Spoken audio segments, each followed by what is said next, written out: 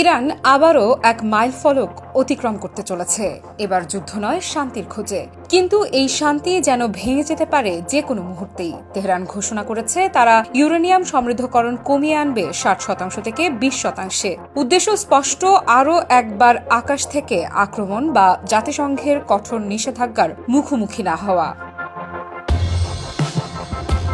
এই পদক্ষেপের নেতৃত্ব দিচ্ছেন আলী লারিজানি। তিনি ইরানের নতুন শীর্ষ নিরাপত্তা কর্মকর্তা। কঠোর অবস্থান কিছুটা নরম করে তেহরান চেষ্টা করছে যুক্তরাষ্ট্র ও ইসরায়েলের সম্ভাব্য বিমান হামলা প্রতিহত করতে এবং ইউরোপীয় শক্তিগুলোর স্ন্যাপব্যাক হুমকি থেকে নিজেকে রক্ষা করতে। তবে একই দিনে ইরানের সর্বোচ্চ নেতা আয়াতুল্লাহ আলী খামেনি স্পষ্ট জানিয়ে দিয়েছেন, ওয়াশিংটনের সঙ্গে সরাসরি আলোচনায় বসা একেবারেই সম্ভব নয়। ফলে ইরানের অভ্যন্তরীণ রাজনীতিতে তৈরি হয়েছে নতুন এক দ্বন্দ্ব ও উত্তেজনা।